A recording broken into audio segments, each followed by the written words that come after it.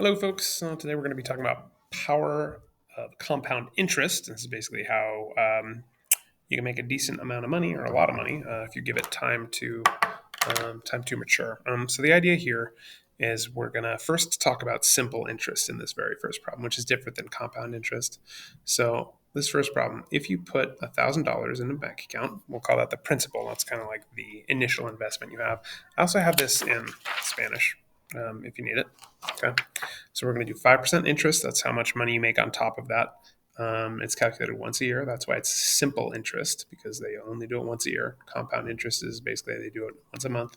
How much money do you have after 1 year? So these are kind of the important things here. We've got $1,000 at 5% interest, compounded once, calculated once after 1 year. So we're going to go to a website. If I can get to it, called NerdWallet.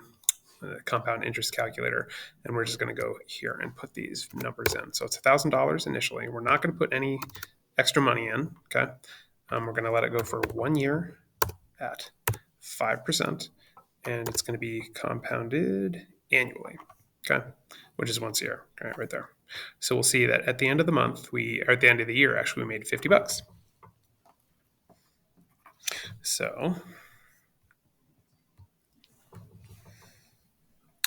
I would have $50 after 1 year.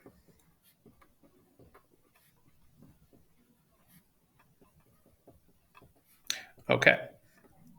I mean, you might think $50 isn't that much, but I mean, you didn't do anything for it. I mean, you had that $1,000 and then you just put it in the bank, so you didn't actually work for it. So it's an extra $50, right?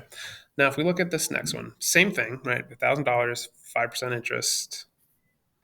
Okay, 1 year. However, we're calculating once a month. This is where it gets interesting. This is where we have compound interest. So rather than doing it once a year, they do it once a month.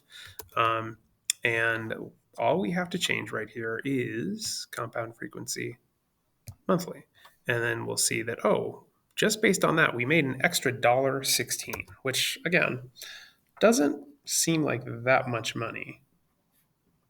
So I would have $50, $51.16 after 1 year. Okay.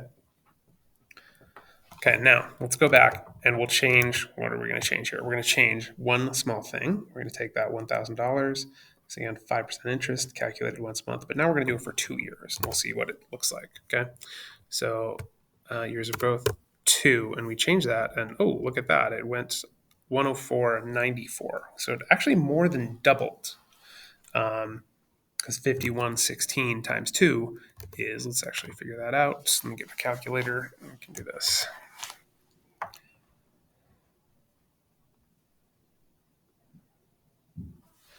So yeah, 51.16 times 2 is 102.32, and I think we got 104. So it actually more than doubled. So what did it say here?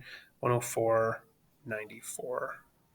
Oh, you know what? It's actually talking about how much money you would have, not how much money you made. So I would have 1,104.94 after 2 years. Okay. And these would actually change here, right? This would be, 1,000. You're not even, sorry, I didn't see that. So you would change this to 1,000, 51.16, and this would be 1,050. Okay. And so, yeah, I would have 1,104.94 after 2 years. Okay. Now, what we're doing for the next one is we're adding a little bit. We still got that principal, still got 5% interest, calculated once a month for 2 years, but we're putting $100 in that bank account every month. So what we're going to do is we're going to change this to 100 for the contribution amount, and it's going to go monthly. So we're going to see we actually make a lot more money, right? We may have invested $3,400. That's the total. That's the principal right there. But our interest is 223. So that interest is basically just free money that we made off of the money that we were investing, right? And so that's how, when people say make your money work for you, this is what they're talking about. So let's see, 36, 23, 53. Guy would have 36, 23,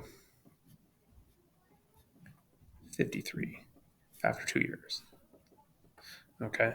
And now when you think about it, right, that $1,000 investment is not that much money, right? You could easily make that over a summer when you're 14 by working at Chick-fil-A or whatever, right?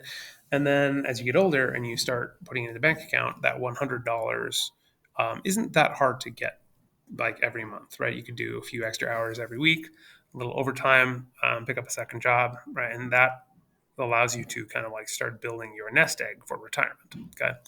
Um, and so what we're going to do here, I'm going to do one of these to kind of see you how to show you the power of compound interest. And then I'm going to have you guys kind of mess around with the rest of this here to kind of come up with 5 different scenarios in the following, or 4 different after the one I do. See you, Brian. Have a good weekend. And then I'll have 6 or 6 through 11 basically on here that are just asking different questions that I'd like you to answer. But yeah, going back to the table, that's fine. All right, see you, Brian. So I'm just going to kind of make one up here for the initial investment. Let's say I get $5,000, like, I don't know, birthday present, or a relative passes away or something, right? And let's say I'm going to stick at 5%. That's pretty reasonable if you find a high yield savings account. You can obviously get higher interest rates, right? Let's actually change that. Let's actually change that to a 7% interest rate, right? If you invest in stocks, like if you get like a Vanguard mutual fund or something like that, a 7% or even higher rate is pretty realistic, but it's in the stock market, so it is definitely riskier. Now, after 2 years, I invested that $5,000, right? So basically, I invested 7,400 over the course of that 2 years, and I made almost $1,000 on it. Right, that's that total interest. So that's actually pretty huge, right there.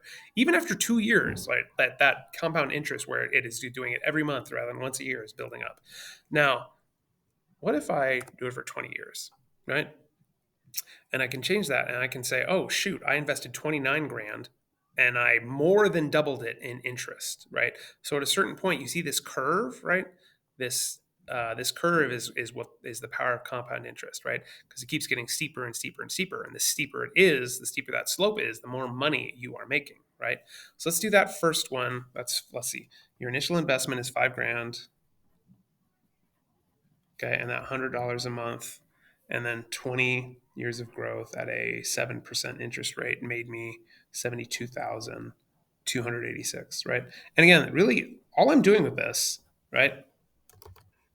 All I'm doing is putting that $100 a month in, and that initial $5,000 investment, right? So if I manage to get that $5,000 from a relative or something for a birthday, or I don't know, like an inheritance or something, and I am able to get $100 after 20 years, I turn that 29,000 over the course of that 20 years, I turn that into $72,000. So I more than double it. Okay. And then, it gets even crazier if you do even other things. Like I could go to 30 years and I would say all of a sudden I have $160,000. And let's say I end up putting $200 a month in, right? Kaboom, that's $284,000. And let's say I'm able to get consistently even 8% brings it up to $350,000, right? So if you can put in $500 a month and you let it sit for 30 years, right? You get it close to $1 million for really only $500 a month plus that initial $5,000, right? So you're technically investing $185,000, but you're making almost $600,000 in free money, right? The trick is that time period, that 30 years of growth, okay? If you start investing when you're 20, right, and you keep this up consistently, when you get to 50, you have $800,000 in the bank, almost $1 million, right? And if you can contribute more, or you can get a higher interest rate, or you can let it sit longer, or you can put in more, like let's say you're able to put in $7,000, that's that extra $1,000 at the beginning translates to almost an extra $100,000 at the end, right? So it's pretty impressive. This is what allows people to retire early. This is what allows people to become millionaires that are like, normal people rather than, I don't know, celebrities or YouTubers or whatever. Anyway, yeah, if you could just kind of do 4 different scenarios. We're just playing around with it to see what you can do here and fill this out. That'd be great. And then just go through these questions at the end. That would be great. Thank you so much. Oh, yeah, I'll put the links to the websites in Google Classroom.